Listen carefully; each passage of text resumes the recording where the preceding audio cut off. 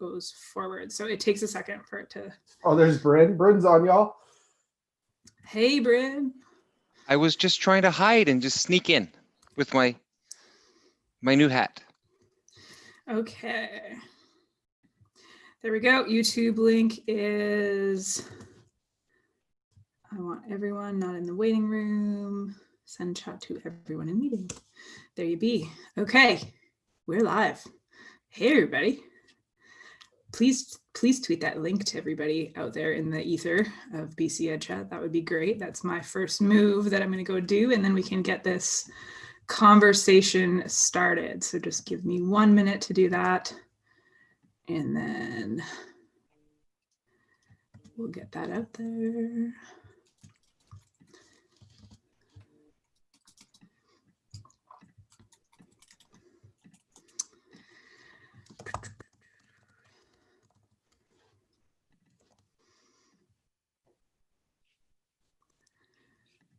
Okay, so I think some folks in the chat here tonight are going to be meeting and greeting people. So first, I'm going to just say a big hello to everybody out there in the bcedchat community.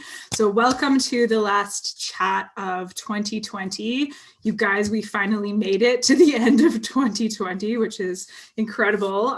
Everybody deserves a hero award, maybe like a giant cookie. I don't know, $1 million. We deserve something for this year as just being educators and getting through all of the trials and tribulations that this year has presented us. Tonight is my very special honor to share this evening's chat in a live stream event that we're putting on for the community.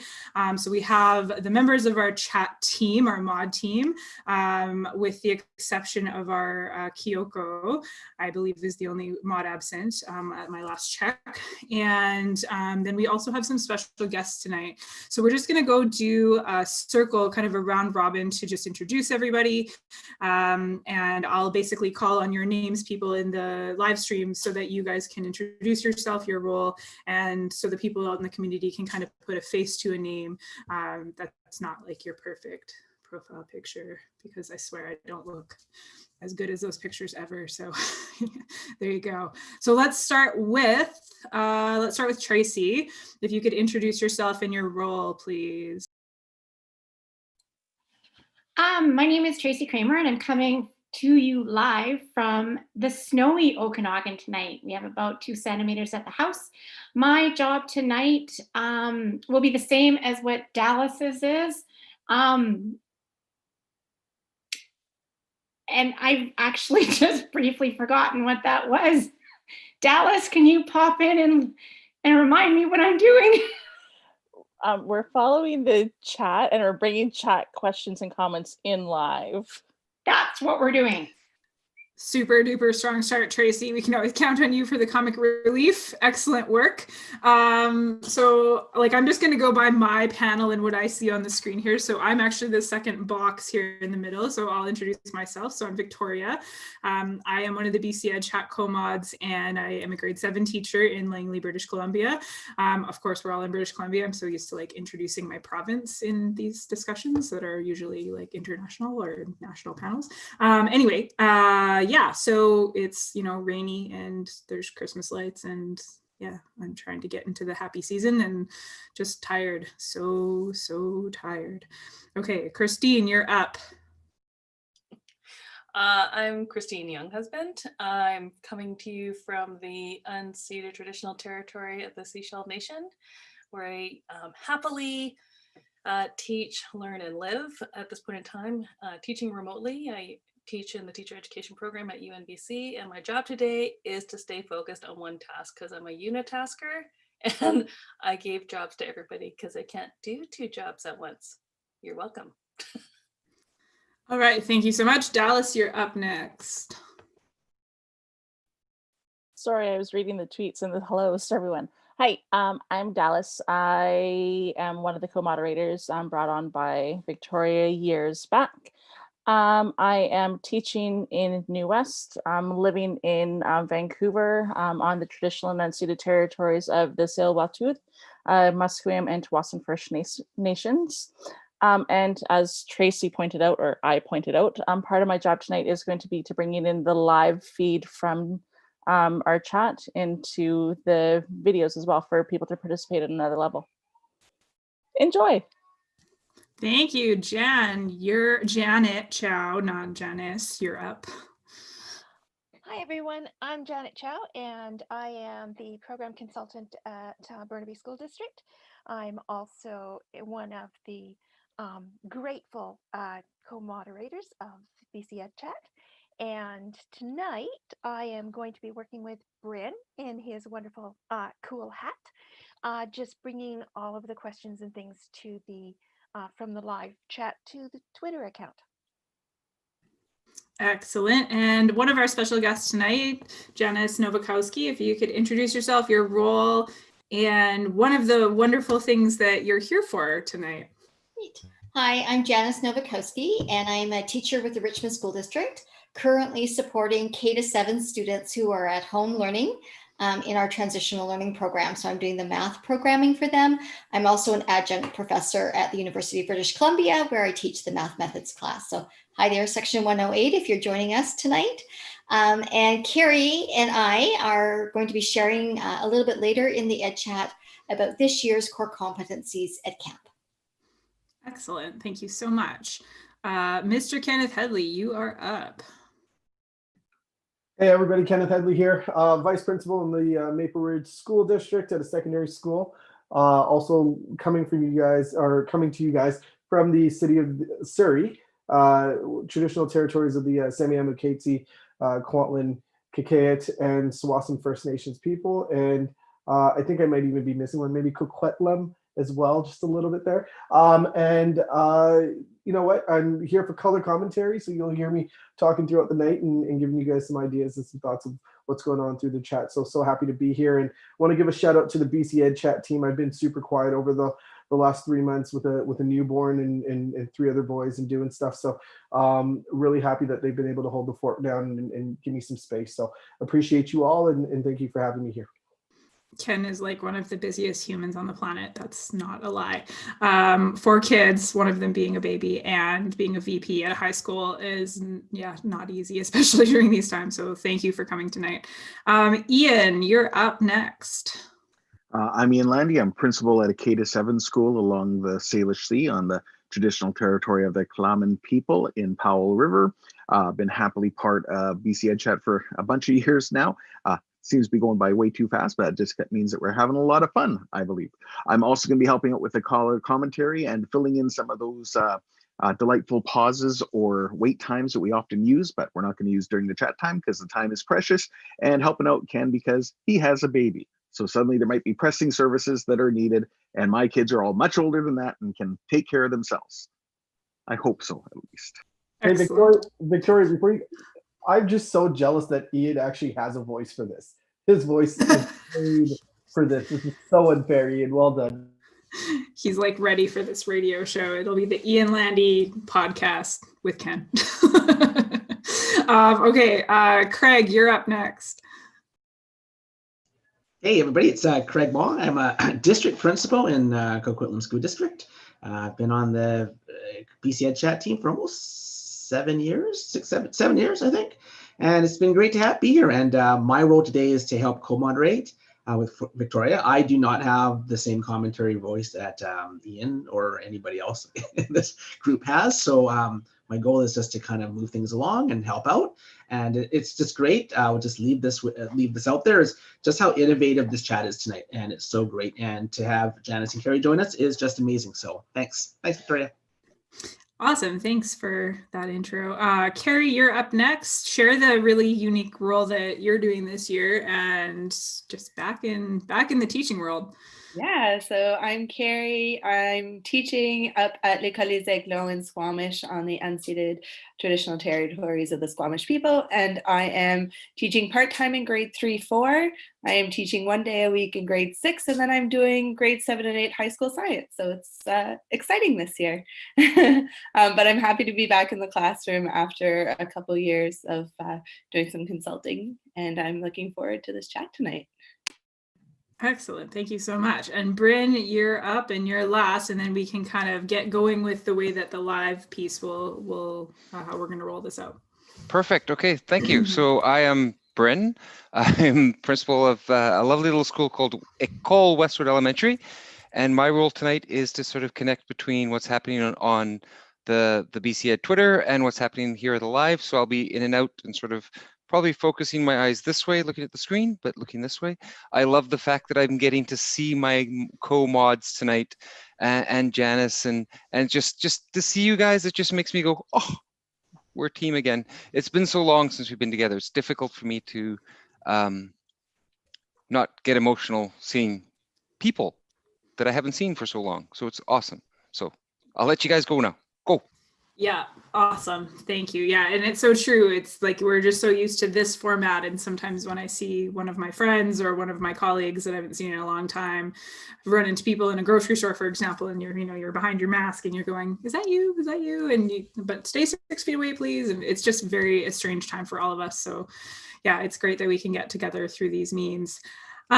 Okay, so we are a little bit behind of where the Twitter chat is, and I haven't been able, just because of the intros, to kind of check back on the Twitter chat. So at this point, I know that the first question is out, and what I want to let everybody out there know that's taking part in the chat, or anybody who's just kind of watching, is that usually in BC Ed Chat, we have an 8-question chat, so anywhere from 6 to 8, depending on how quickly it's going, how deep the questions are, and it goes by really fast. So today we're going to slow it down. We're going to have a conversation. We kind of wanted to make it a fireside chat. The original plan was to put the Yule log channel somewhere in the middle of this video feed, but we didn't get that far in terms of figuring out how to make that happen. Anyway, we are going to tonight, not necessarily, last time we did a live event, we really did a round robin, like everybody answered the questions, but I want to make this more casual in terms of the way that it's going to run. So not everybody in the live feed has to answer every question, but I would like us to have some representation for each question from the different players in the game. And so what I mean by that is we have some unique positions. There's some admin here with us. There's some classroom teachers from differing perspectives in here with us. People helping, like Janice, helping facilitate transition learning. So we all come at this with very different experiences. And the goal of tonight's chat is to sort of breathe out and reflect on 2020, but also to look forward to 2021 and kind of the hope we have on the horizon for the future, for hopefully things turning back to some semblance of normal, but also how this current era is going to help us, what's going to come with us in 2021 that we took from this year. So the first question is kind of basic, but it's just how are you doing?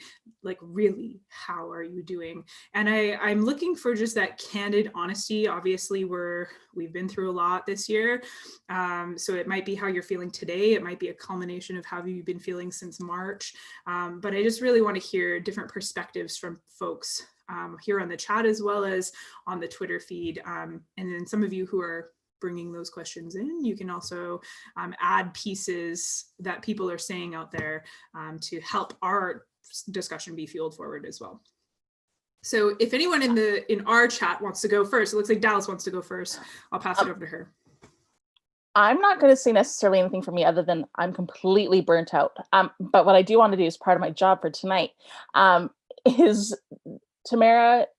I'm going to assume it's Tamara Shand. Sorry if it's Tamara. Either way, my favorite answer so far of the night, tired but adrenalated for the last push this week. I love that she actually created a verb for adrenaline. I love that beauty. And it speaks to all of us, right? Because we're all running on adrenaline right now. At least I am. Yeah, would love to hear the admin side of this, because I've heard personally from a lot of teachers, if you even just look at the BC Ed hashtag, you will hear from a lot of teachers about how they're doing. But admin, how are you guys holding up? It's been a weird one, that's for sure. Probably actually more so than being a single administrator in a building.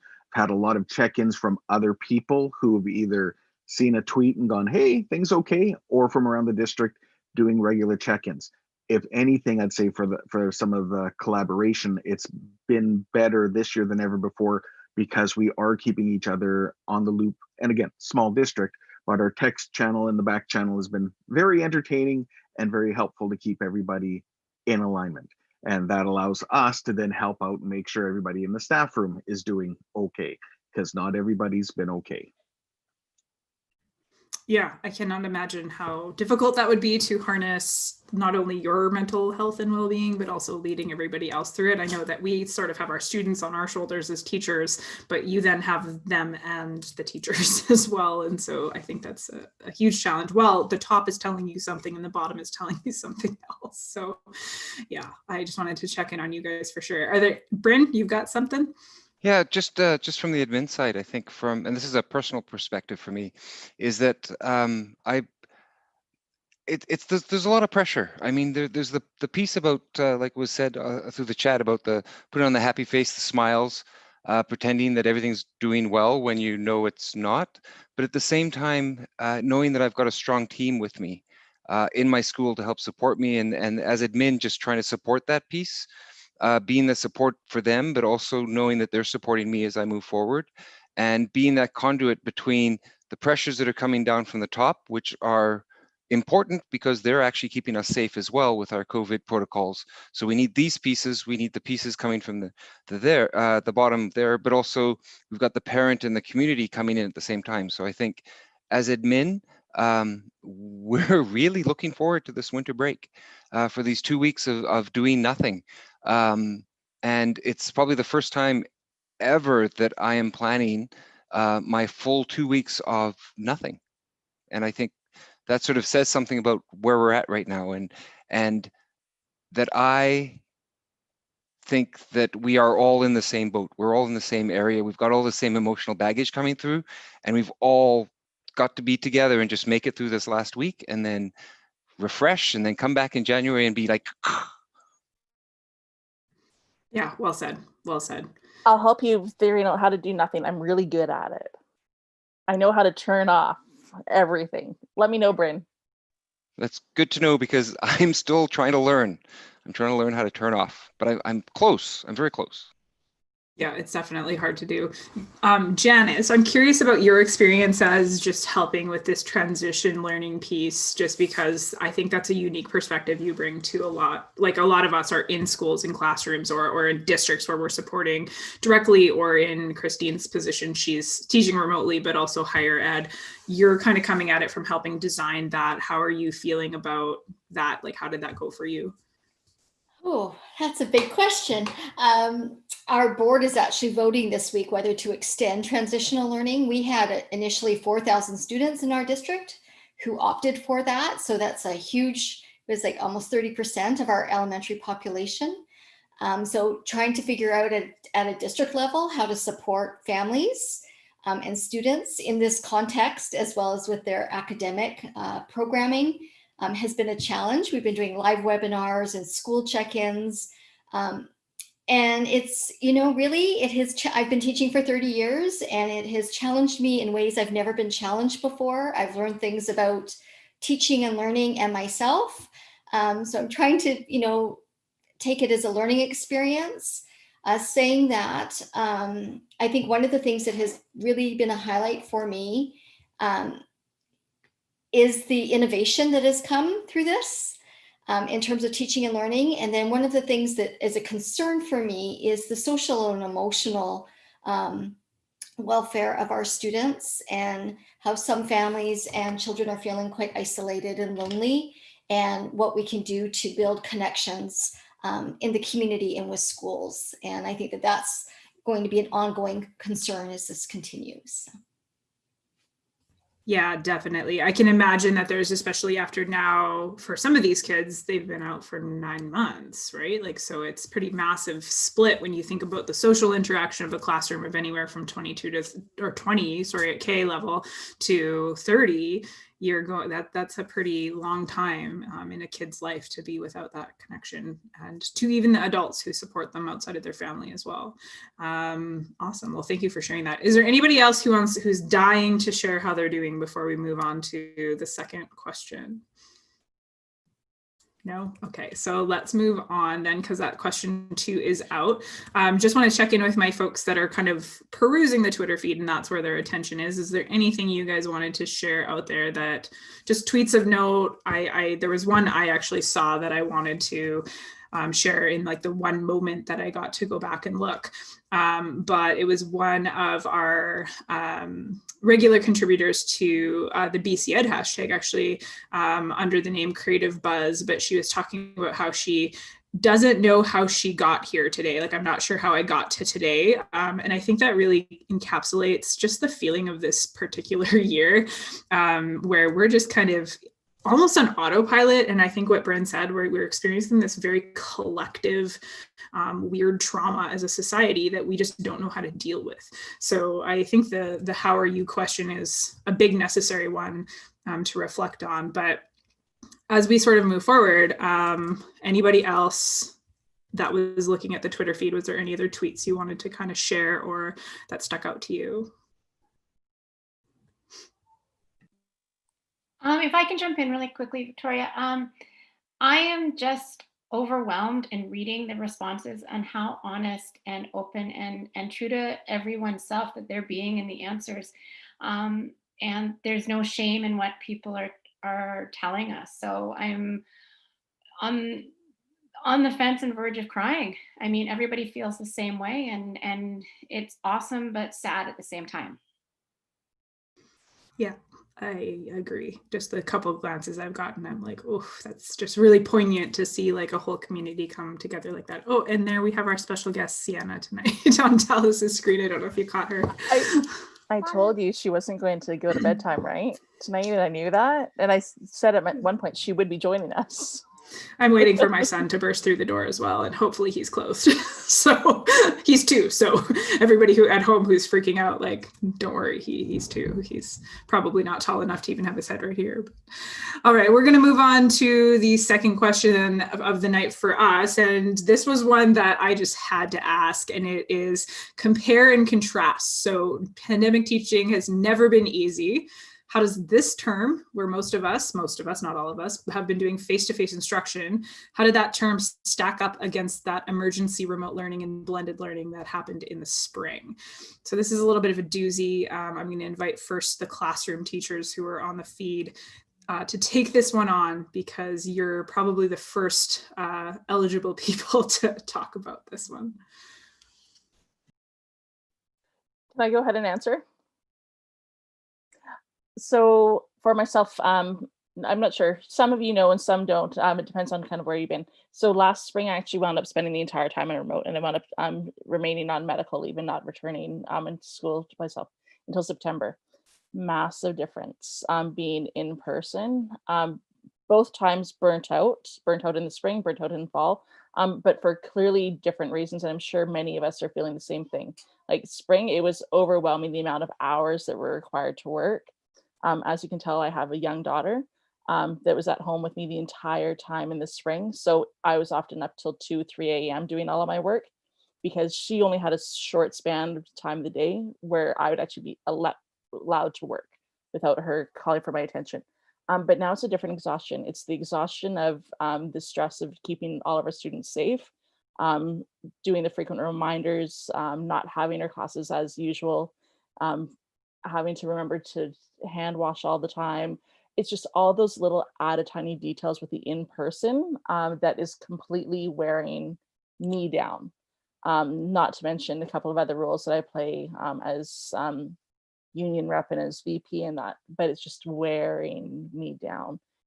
And you seem, I'm sure many have experienced, you seem to be going slower through the curriculum or the content and what you want to be doing. But it's twofold. It's because they're not used to being in school. They had such a long time. They're now just getting back into the regular schedule of things and how things operate. But it's also, you're having to cut out so much more time for all the regular precautions. It's just exhausting. It's the same. I'm exhausted and burnt out, but completely different reasons why that exhaustion exists.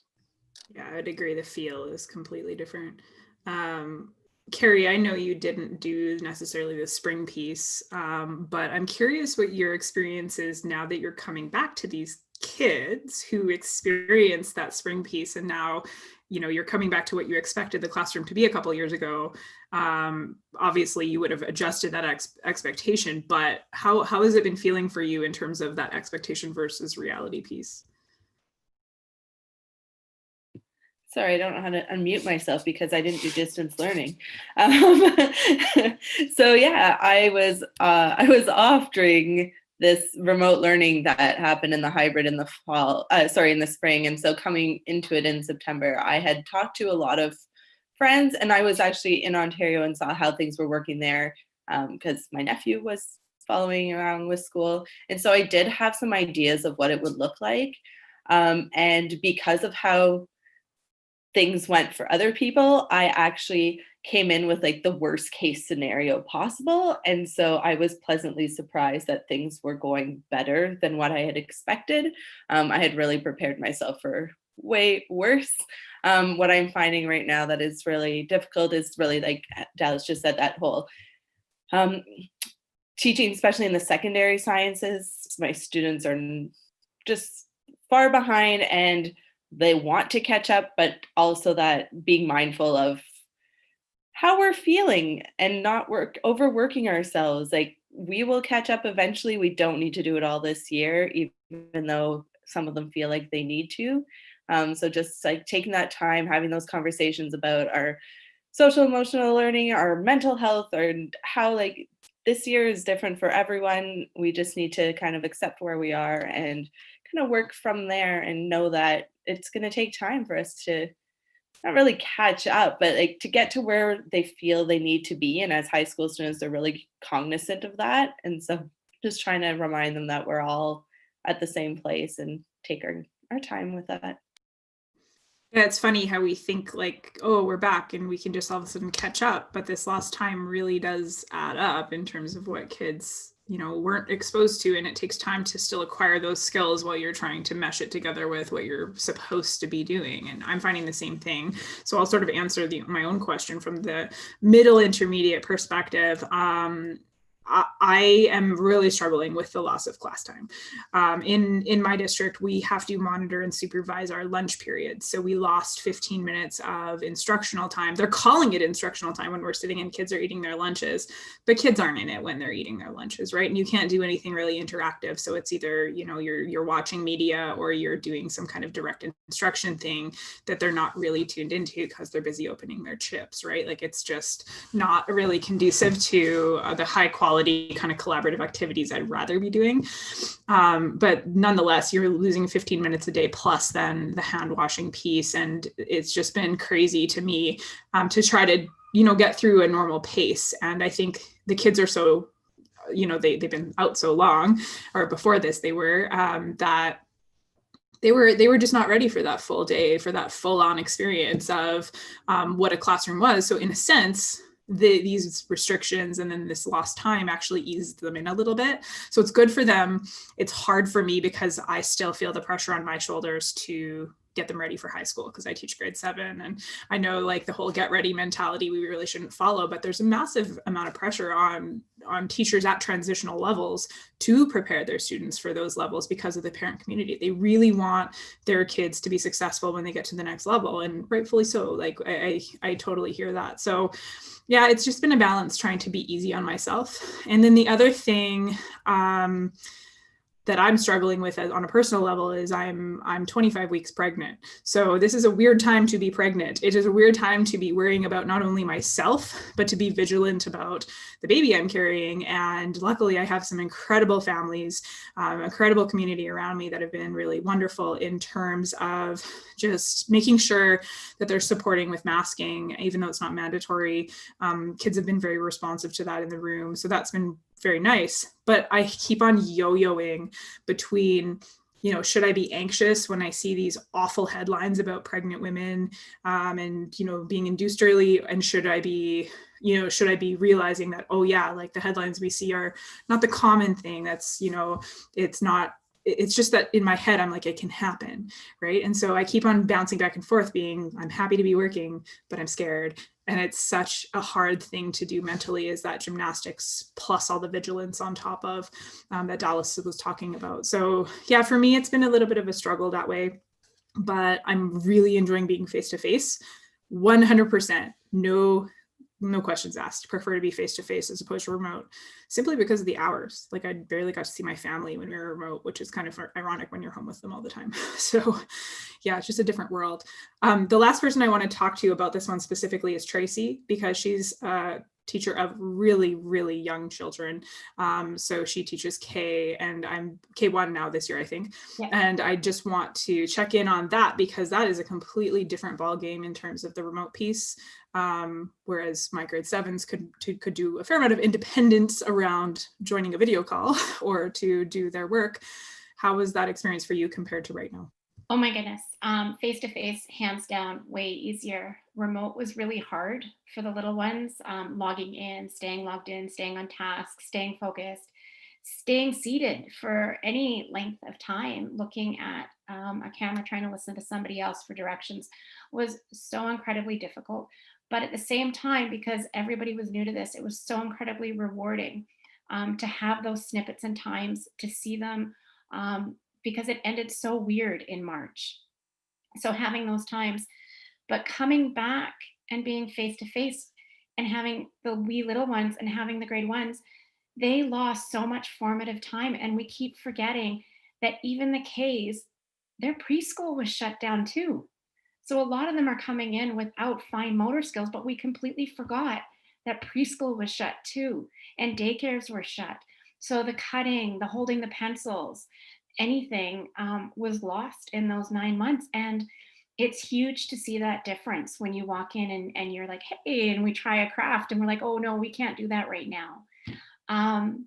But they are so incredibly resilient and such quick learners that as much as I need the break and they need the break, I wish we didn't have the break, because all the lights and everything have clicked like last week. So my fingers crossed that it continues through until January and that what is clicked stays. Yeah, that's a tough one. I have a few other people that haven't really spoken up. I know Janet kind of plays a unique role in terms of supporting schools. How has you're doing a lot of transition support though too as well. So how has that been going for you now compared to spring? Oh, it's a little crazy. It's what we've had to do is all of our workshop sessions have been put on hold, or we actually video into classes. So everything that we do is pretty much videoed in, and that is to protect, of course, all of the schools. The least amount of people that drop into schools has been something else. My team has also been tasked with writing the lessons and things for all of our transition students, which right now we still, although many have gone back to their classes, and we also support the at-home learning school, which is all the online distance ed folks. It's been a unique thing to try and do everything that I need to do for my job, but also create weekly lessons for the entire curriculum. The only thing I am grateful for, I'm grateful for many things, but I am deeply grateful for not having to do PE. And PE to me is uniquely challenging, and I don't know how to write lessons for PE. I've never done a team sport in my life, so to even think of that, so I'm deeply grateful for a member of my team to take that one on, and also to do some wellness stuff, which I know nothing about yoga either. So I stick to literacy, math, science, social studies. The arts and ADST, but it certainly is kind of a big thing when we have kindergarten and we have to do, and I'm not a kindergarten teacher, so Tracy, I doff my hat to you, but trying to do lessons and write lessons for parents, because our transitions do not have teachers that actually teach the lessons that we produce. They actually are just there to support parents and the children, and we write it from a point of view of actually having the parents teach. So everything has to be really, really written down, detailed by detailed. And it's been a good learning experience for me to jump from kindergarten classes all the way up to grade 7 and then jump higher and then jump back down. And every week it's been like that. We've been told that because there are so many parents who have not, who are struggling with making their decision, that we are going to continue. So Janice, not only are we doing DL, but we're actually going to continue. Our transitions program is actually going to close at the end of this next week, but we have many parents that are still in the gray zone. And that for us is, we have a need to support them, and we're very, very willing to do that. And so it means that we are going to be continuing at this breakneck speed, probably between now right through to June. That is unbelievable. And I just want everyone to think about, if you had to write lessons from K to 7 and beyond in every subject area without having met the students who are taking them, I cannot even imagine, first of all, how intimate you become with the curriculum, because you will know everything, like literally everything, how everything links together, all those connections. But also, like, for me, I'm such a purposeful teacher. I need to know where my kids are at before I write the next thing. Like, even I struggle with writing unit plans for kids I know because I don't know where they are, right? So I have to find out the assessment from lesson 1 before I go to lesson 2. I've learned some things. It's to be a little bit more fine-tuned with the learning standards, that not every learning standard is as important as other learning standards. So I stick to I chunk it right down to what are the most important ones. And those are the only things I do, and stick to that all the way through K, right through. And that has really saved me. So yeah. Yeah. Unbelievable. And I really wanted to touch on your experience because of exactly what you just shared with us. And I don't think a lot of people realize how much pressure is on support teachers, particularly in these times. So I know we have a few in the chat here. So thank you for all of your amazing, incredible work, folks. Okay, so question 3 is out. So we should probably move on from the compare and contrast, although I think we probably could have talked about just that question for the entire chat from like everybody and their perspective. There's a few people who are quiet in here. So if in question 3 you want to add something from previous questions or just share anything, of course, you're welcome to do that. The question 3 that's out there in the world right now is, how will you celebrate the winter break? And what do you hope for in 2021? So it looks like Dallas wants to speak, but I want to jump to, at some point, we need to touch with Christine and Craig and Ken, because they actually haven't had a chance to speak yet. Oh, this is a quick one, because I'm just doing my job. So I just wanted to highlight that everyone seems to be saying that they're going to be hibernating, sleeping, and sleeping some more, and a little bit more sleeping, with some hibernating thrown in there. Excellent. Everyone online seems to want to sleep over the next 2 weeks. And Bryn is, he led us with that, like the very beginning of the chat. So he was like the pioneer. So it's because Bryn's a hipster that we're all going to sleep, right? That's why. Okay, let's go to Christine for this one. I want to start with you. I want you to share a little bit about your remote experience, because you never got to go back face to face, and your position is so unique just because you're also living in 2 different places where you were. Yeah, well, I think it's unique to the rest of the team, the mod team, but kind of similar to Janice. Janice doing university teaching as well. So is Ian. Ian's doing some university teaching. So you know what? It doesn't matter, really. Am I doing this? I can't see it because I have that funky background. You're welcome. Anyway, I Q3, my answer was sleep as well. So I will verify that answer. What am I going to be doing? Sleeping. And then my goal is to set sort of routines and expectations that are sustainable. Just listening to the rest of us, one of the biggest things I think that all of us struggle with, and it's a collective struggle, is really trying to pick out what's important. What are we going to teach that's important? Our routines are not the same. I was observing some teacher candidates, and their best part about teacher education was being back in school. So they totally align with you. What you said, Victoria, is that they love being with students. I mean, that's why we're all in this business. And, and teaching remotely 100% has been super challenging. So the pro is I get to be on the Sunshine Coast and be with my daughter. The con is that I'm nowhere near my candidates and not picking 1 ounce of social cues. Super exciting. Forget about assessments. How about just the nonverbal cues?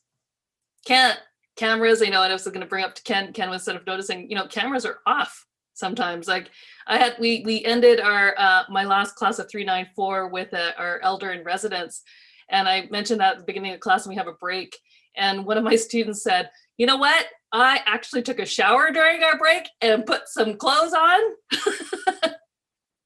and turned the camera on. And this is where we are. It's not easy, it's not ideal, but then I always think, the challenge is how can we make the best of it with what we have. This is not something I'm going to take on the system and say I want to be with my students. I am with them virtually, and so how can we create those relationships? So it's been really different. I've never worked so hard on my living room floor, not gonna lie. It's been really unusual, but I think back to question 1 and thinking about how people are doing, honest to God, I think, this is a test of humanity, this pandemic, and people in the field of education and people in healthcare. I just think, what a resilient bunch. Like this is a test to us. And I think that really kudos to those who are in K-12 schools, doing the work that you do, giving the care that you have. It's really remarkable. And I just think that we should really take the time to pat ourselves, or at least pat yourselves. I'm just sitting on my floor and my hips are just getting wider. I'm not gonna lie, it's just not my circumference. Here's a math problem. What's my circumference from September to December to June? Is it increasing, decreasing, or staying the same? There, put it out there. Boom. Well, I can share with you that my circumference is actually getting larger every week. So I don't have a baby. No baby. Oh, okay. Just checking. It may appear like I may be, but I'm just saying, there's nothing. Too funny.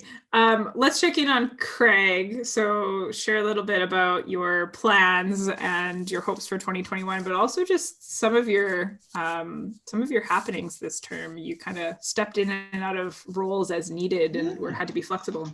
Yeah, it's crazy. I started a new role last February, going to kind of in a district principal position, and then COVID hit, so the world just turned upside down. So I'm just really getting a taste of what my actual position is now, which is programs of choice and kindergarten registration. But for since March up until probably a couple of weeks ago, everything's just been COVID response, and it's been absolutely insane. So hearing the stories out there, and just a bit of background, my wife is a teacher, so I get that perspective, a very strong perspective of what's going on. Nothing but respect and empathy for everybody who's in a building working with kids, teachers, EAs, school-based principals. You're doing an amazing job, like truly doing an amazing job, and kind of having a bit more of a bird's eye perspective of things. I'm just absolutely amazed at how well everybody's doing under these pressures. So it's crazy, and I think everybody needs the 2 weeks off that's coming up. And I'm not doing anything, to be honest with you. I'm just going to go and hide in my basement and just hibernate for 2 weeks. Part of the planning is also how are we going to take care of family members and without being able to gather, right? So I'm working with my brother on how we're going to support my elderly mother, and we figured a way to do this and keep everybody safe. But I really hope everybody just powers down over the holidays. I actually thought about floating an idea of doing like a slow chat over the Christmas holidays, but I thought nobody wants to see it, right? So look at Dallas. She doesn't want to see it. Like she's just doing this right now. So, I'm checking out for 2 weeks. Like no computer, no tech. I'm checking out for 2 weeks. I think people are done with it. So that's what I think. I just hope everybody just recharges, because January is just going to be the same, right? We're going to be walking into it, and there's a lot of stuff coming down the pipe. And so I'm forecasting what's it going to take from us in January all the way to March, and it doesn't really ease up. So I'm just hoping everybody gets a rest. So that's me. For sure. Ken, I really want to I have a personal vested interest on asking you about like raising a tiny child during COVID times. Just no reason. But I'm also curious, just because I know that your wife is also a teacher, but was she off in the spring, or like, because I know she had baby in May, right? So yeah, so we were super lucky. Spring break hit and COVID hit, and not lucky in any other aspect. She's a counselor, so she didn't have to head back to school like most of us, but she could do some of her job from home. So she was kind of on the docket working until about May 2nd. Baby came on May 4th. And so, it's been super busy. I mean, I think for our family, we have, our age range is so crazy. I have a 15-year-old who's in grade 10, and he's at a school that's had probably the most COVID notifications in the province, right? And so it's my old school that I worked at before. So I have a lot of colleagues there. So I'm always trying to make sure that he's safe, right? Like we are really hard on him about following protocols and stuff, because he's coming home to a newborn. My other two kids are in elementary school, grade 7 and grade 3. And they, I appreciate elementary school teachers so much, because what you all are providing, especially my sons right now, it's super crazy. They enjoy waking up and going to school every morning. They definitely missed that school piece in the spring. So whatever you're doing at the elementary school, thank you so much, teachers, because they're definitely loving it. High school level, it's as an admin, we're running around outing fires every day. I mean, I just want to point out Dan Hanamansing, who sounds like it's a Trinidad last name. So I'm going to give out a Trinidad shout out there. He probably, if he's listening, he probably get that. But Dan was kind of saying about the face-to-face stuff, or the blended learning and having cameras off. And a lot of our teachers are saying that it's really hard to connect with students when your cameras are off. Another piece that you guys talked about, Tracy mentioned the growth or the lack of, preschool from the end of preschool to kindergarten, and the loss of skill there. We're noticing that with our grade 8s. Our grade 8s have come in super immature this year in some aspects. And we're starting to find like a lot of the behavioral stuff coming through, because they didn't have that time to kind of transition into that last end of grade 7, where their grade 7 teachers would be working with them about expectations of high school, and we would go down to the schools and build relationships with them. So we weren't able to do that. So those are some of the things that we're kind of dealing with and trying to connect with. We're starting to see now at this time of the year that they're all coming together and it's all starting to make sense. But then we're going to go on break. So super crazy time in my life. But and as Victoria probably knows as well, for the break, I probably plan on sleeping if my baby allows us to. I mean, my wife's also, it helps a little bit that she's not going to work as well, but doing a lot of anti-racism work across the province and in our district as well, and in Maple Ridge. And so working with Carl quite a bit, Victoria's husband, on that kind of work. So that's kind of the stuff I'll be doing, some reading, some professional development reading on during the break to get my mind ready for what January and February will look like. Yeah, and I just want to give a special shout out to that work this evening, just because I witnessed it at home all the time. So Ken and my husband and another few people from their district are on this team that have formed a committee that is pushing the district forward with their anti-racism work in Maple Ridge. And it's quite remarkable how dedicated these guys are, first of all, in terms of like how often they meet and the conversations that they have, but just the transition of where they've brought people. You can kind of hear the conversations about, how they've moved forward throughout these last months. And it's just been really incredible. They're sharing tons of stuff on their feeds. So please make sure you follow Ken, particularly because he shares a lot of stuff. And Ken, you might actually have a couple other people that you want to recommend. I know, her name is slipping me. Help me. The woman in Burnaby who you... Beth Applewhite, who's working with Beth, yeah. James Morton, who's out in Burnaby as well. I think Dallas, you guys just got a new person in your district in that role of like district principal for anti-racism. Hasn't officially been released yet, but yeah. Oh, yeah, I thought I saw it in the newspaper the other day. Oh, maybe it was. I wasn't aware. Sorry, I've been off media recently this past week with the report cards and everything. Yeah. We Okay, also sorry. just got a district principal as well. So Magdi Gobriel is our I don't know the official title name, but anti-racism is a part of it, a part of his portfolio. So it's really, really amazing to just see the work you guys are doing and how much good stuff you're sharing. Thank you so much. Last but not least, so we really wanted to end this chat with like looking forward to 2021 and just some cool things that were going on. Obviously, we're still stuck in this COVID bubble. We're still stuck in needing things to be remote. And we as a bcedchat team have held a kind of a live meet and greet event following the BC Core Competencies Ed Camp for the last 2 to 3 years. Craig, you can correct me on which of those it is. 3 years. I know I missed one of them, but basically we've been going to the ed camp that Janice and Carrie have been putting on for these years, and then we promote it and then bring the community together at the end, kind of for more of a social hour, if you will. We can't obviously do that same kind of idea this time, so we're trying to come up with our part, but we want Janice and Carrie to sort of share a little bit about what BC Core Competency EdCamp is, and as well as just how that format is changing this year. And EdCamp is usually so organic and in the moment, and how are you guys accommodating that shift to this digital space? Okay, well, I'm gonna jump in here and start, and then hand it over to Janice. So, for those of you who don't really know how this EdCamp came to be, I guess 4 years ago now, in November, we were having a chat on the BC Core Competencies here on bcedchat, and a couple of us were talking about how there were so many great things happening in different school districts, and how so many of us found that we were just like reinventing the wheel, but there was stuff that was already available like through these chats through other people. And so Janice and I had kind of thrown out, oh, it'd be great if we all got together and chatted about them, like not a district, but as a province, and invite everyone. And then we ended up creating an ed camp.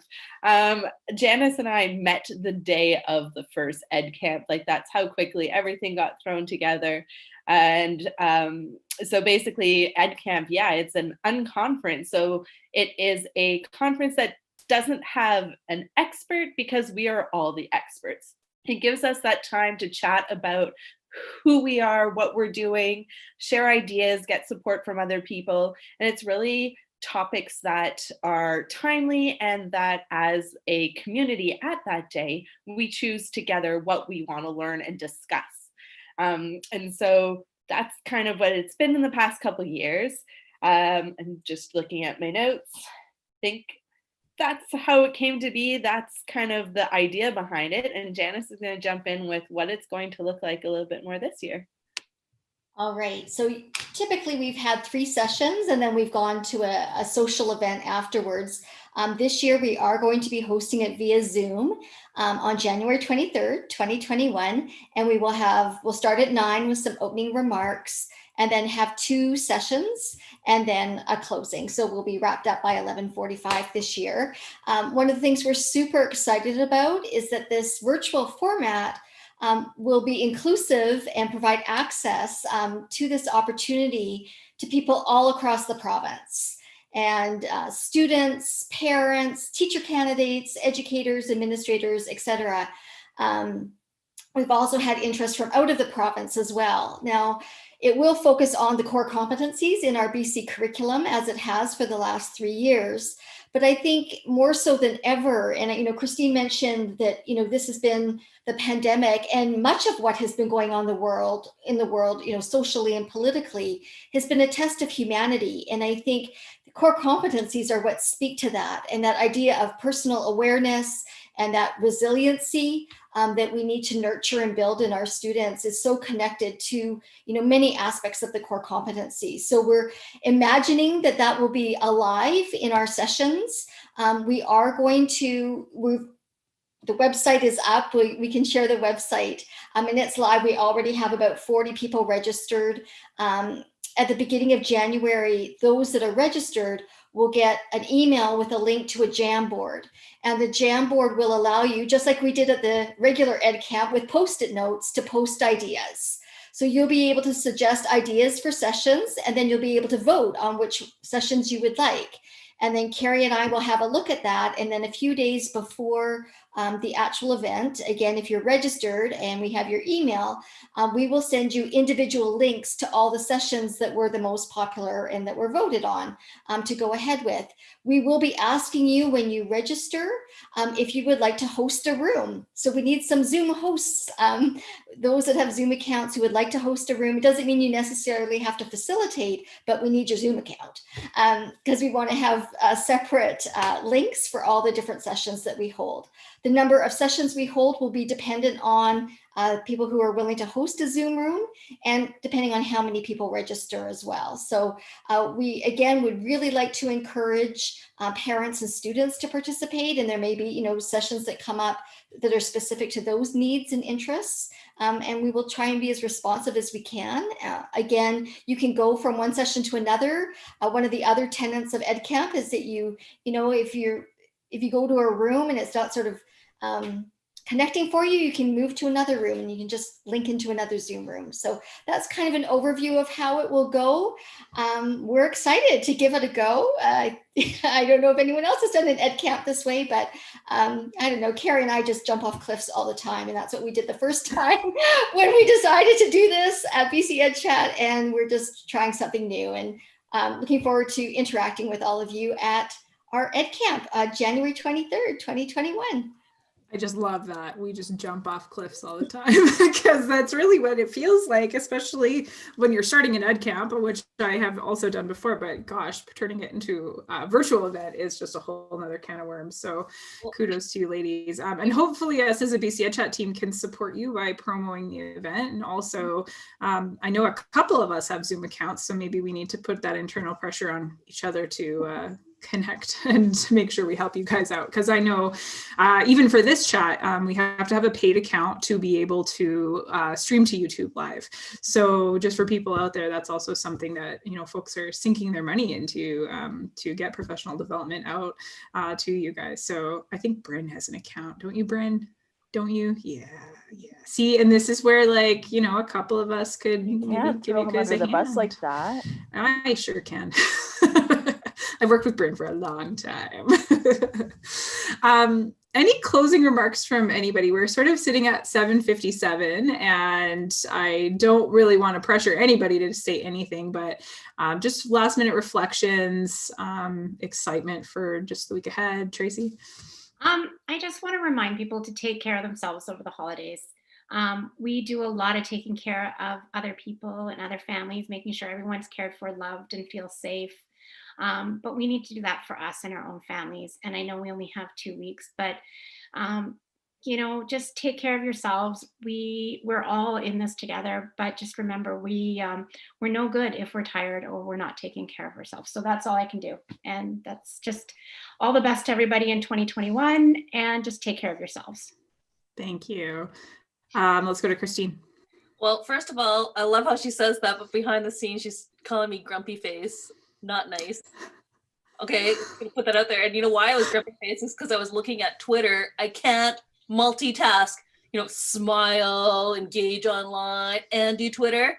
Impossible. Cannot do. Speaking of buses. That's strengths. Oh, but I totally, you know, that's true. We're limited by our self-care, and so I would say definitely take care of ourselves. And as we do that, we take care of others by doing that. So I just wanted to say I'm grateful for this team. I'm grateful for Carrie and Janice for being here. And we did EdCamp with the teacher candidates at UNBC, and it's pretty freaking awesome. And I'm so excited about the access and the number of people who will be attending. So it's gonna be awesome. I actually want to comment on that. I had a brainchild when you were talking about the access piece. I think it was Janice who was talking about it. But when I went to it was a couple years ago, because I think it was the one I went to with my husband as well. But there were folks who had flown in just for the day from Northern BC. And it was so cool to have these people around us that, you know, were from Northern communities that we don't usually have that in-person access to collaborate with them. And I can only imagine that having it online is going to hopefully exponentially grow that. So hopefully with the right, you know, marketing and push with the links of please register, do it, that we can get tons of those voices in, because it's really important to hear from those communities, and they always have a unique perspective. Any other last words out there, BC Ed Chat team and or our special guests? I have one quick thing, just because I like to monopolize time and space. That's me. Just throwing it out there. The one thing that, because everyone's mentioned self-care, so I just want to point out, and I don't know if it's just me or not, but this year, even though the struggle's been real and we've been far more stressed and exhausted than usual, I'm happy to note and to see that on Twitter, everyone has talked more about the self-care that they're doing for themselves this year. I'm sad and I'm disappointed that it's taken us a pandemic as a group of teachers to realize that our own personal self-care is worth it. But I'm happy to see that more people, and to read that more people are taking care of themselves this year than they have in past. Yeah, I'm on that boat, not gonna lie. I do a lot more for myself than I used to. Oh, I'm there too. That's why, that's why I noticed it a lot more in the Twitter feeds as well. Mm-hmm. Because I'm like, yeah, I'm right there with you. Mm-hmm. I've said no a lot more this year. Yeah. Than in past. Agreed. Bryn, it's all you, Ben. Well, I just want to put out, because I know it's after 8 already, but a lot of the leadership books that I've read, a lot of the times are around. Hang on a sec, your mic is like, I don't know, quiet. Oh, wait. Because it was by my head. Is Aha. that better? That's so much better. Yeah. So a lot of books that I've read, leadership books not read, but that are out there around the leaders eat last, or that sort of concept of that. And I'd really like to push that. Let's not do leaders eat last. Let's have it that we all eat together, that we have to look after ourselves, and we have to look at that whole self-care piece is also about us being part of the team. So and I feel like in this group that we have here that we're all part of a team. So let's just get rid of those leaders eat last books, and let's just work together as a community. That's all I want to say. Thank you, Victoria, for awesome moderating tonight. Oh, thank you. Okay. I'll let, it's 8:02, so I'll let anybody else who is dying to speak do so, but I'm getting clapping emoji from Christine there. So why don't we call that as it is? So we're going to pull the live stream off for the team that's on here. If you just want to stick around for just 1 minute, so we can just kind of share who's doing what, at least the BC Ed Chat side. Carrie and Janice, you've done enough work. You don't have to do any more work. We won't make you do anything else. But yeah, we'll pull you guys off YouTube in a quick second. To the community, thank you for, I know it was a challenging 2020, but thank you for being here for each other and for sharing all of what you share. You are truly what makes BC Ed Chat what it is. We wouldn't really have what we have without you, and we certainly wouldn't have grown or been pushed to these limits or had ed camps be born or any of these parts without all of you people out there who share your ideas. So thank you all for another amazing year of sharing, even if it was a really challenging one, and take care of yourself, rest, and spend time with the people who matter most. All right, everyone, take care.